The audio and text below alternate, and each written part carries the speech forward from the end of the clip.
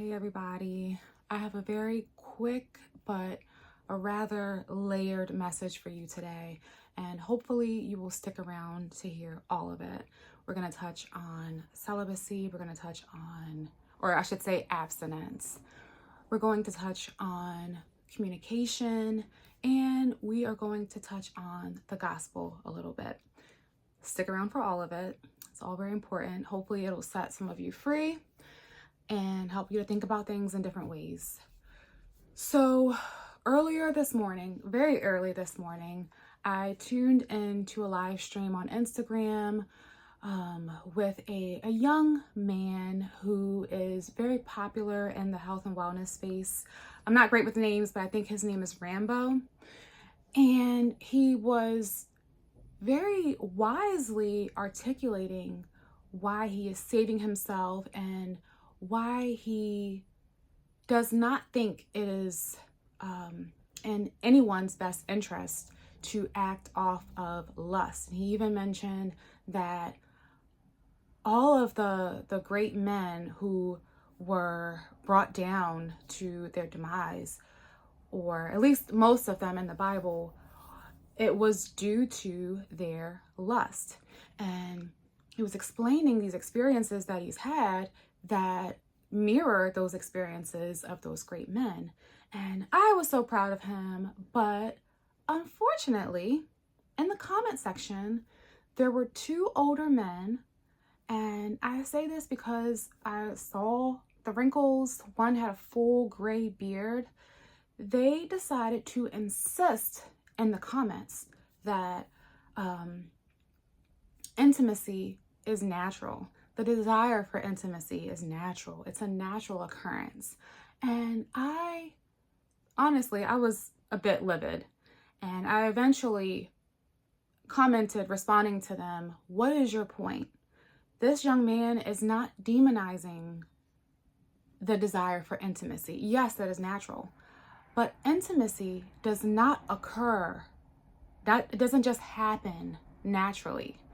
It is a conscious decision, a conscious action between two people to engage in intimacy. It doesn't just happen.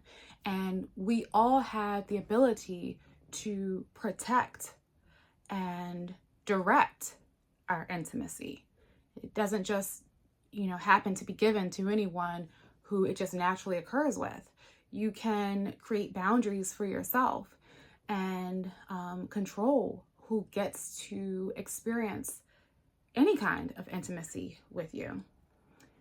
So after I did that, we went back and forth just a little bit, and he ended up giving me the thumbs up as if he understood where I, as well as the young man, was coming from when it comes to the difference between lust, intimacy, and that being with your actual spouse.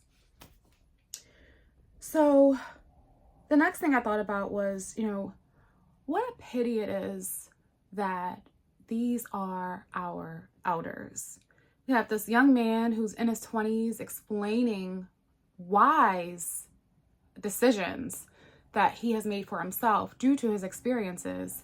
And then instead of encouraging and congratulating him, you have older men in the comments who are almost trying to discourage him from the wise pursuit that he has determined for himself.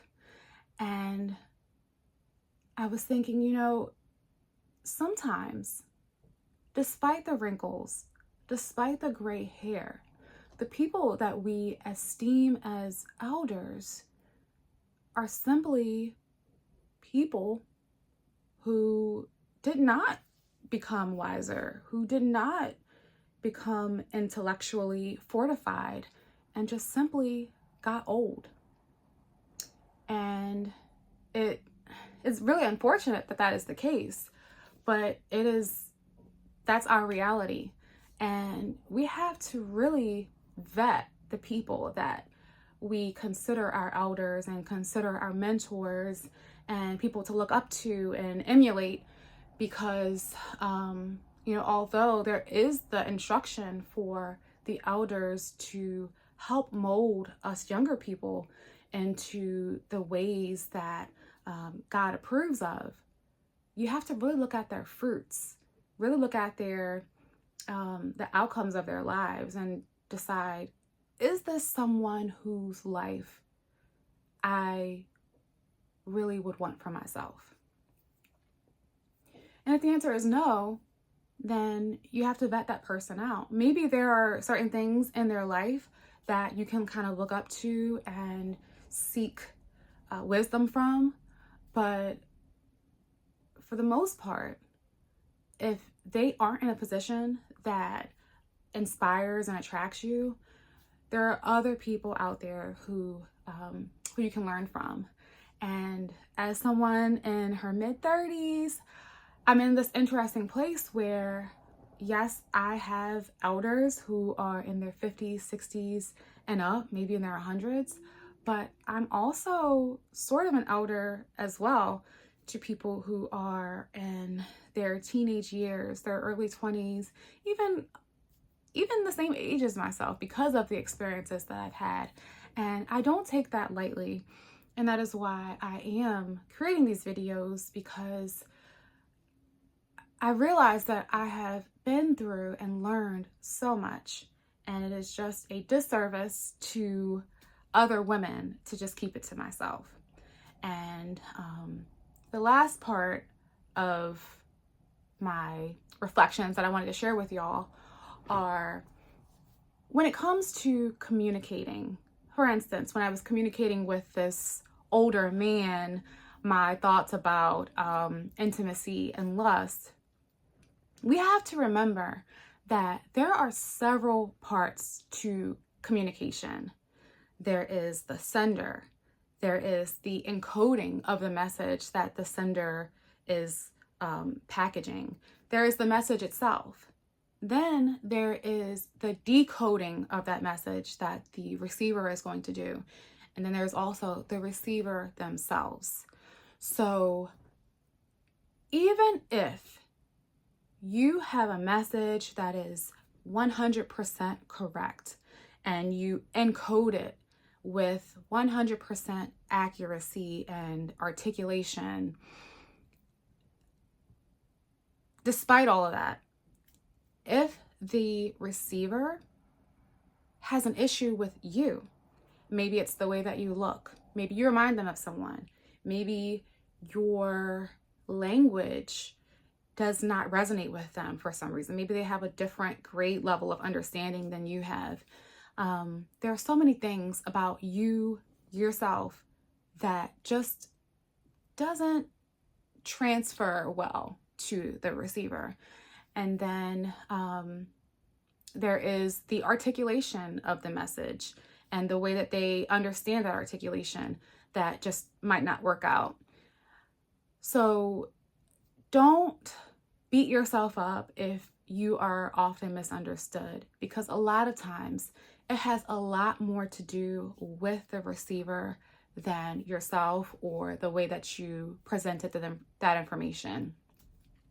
Now, if you do come across a lot of people in a lot of circumstances where you're being misunderstood, even though there's nothing inherently wrong with the way that you are communicating, it may be beneficial to you and your level of stress and frustration to learn different ways to communicate, learn about the demographic of people that you wish to communicate with, and find ways to kind of bridge that gap. And then you have things of a spiritual nature that, even if the receiver is highly intelligent and you all are on the same page when it comes to the encoding and decoding of the message, there are things of a spiritual nature that can only be decoded through a miraculous intervention. And by that, I mean by God changing the orientation of that person's mind to be able to understand what is being said of a spiritual nature. And this makes me think about Jesus Christ when he was walking amongst us and he had his entourage of people who were listening to him every day. And even though they saw him do the miracles, they saw him understand and proclaim the scriptures with such authority and wisdom that they'd never seen before. Excuse me. Despite all of these things, so many people still did not receive the knowledge and the wisdom that Jesus is God. And that is it's the most humbling reminder that there's never going to be an amount of articulation and intelligence and craftiness that you can use in your communication that is going to speak to everyone. Sometimes it really does take a miracle for people to understand you.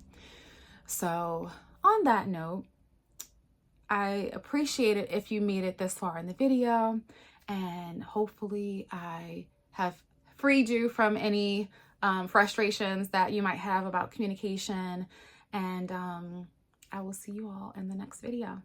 Bye.